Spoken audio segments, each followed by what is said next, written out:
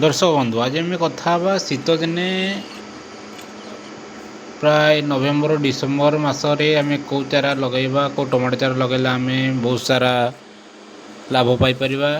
आम गोटे top one variety आम कहूँ जहाँकि अभिलाष सेमिनिस कंपानी अभिलाष जहाँ लगे आपण मैंने बहुत सारा इनकम करेंगे। प्रति गचर प्राय 8 ରୁ 10 किलो टमाटो पाइपर एवं जार झामला रोग सहिष्णुता अधिक अच्छी एवं प्रति टमाटो प्राय 90 ରୁ 100 ग्राम आपण पाइपर एवं जार चाहिदा बजार में बहुत सुंदर अच्छी जहाँकि देखा देसी टमाटो भली लगे एवं आपण मैंने निश्चय ताकू नवेम्बर ରୁ डिसेम्बर मास भितर आपण मैंने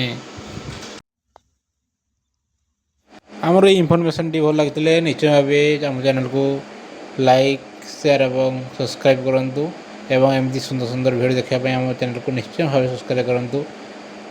बहुत बहुत धन्यवाद। आउ एक सुंदर वीडियो नहीं आसबू परवर्ती समय से पर्यंत विदाय दिंतु। रोच जय जगन्नाथ।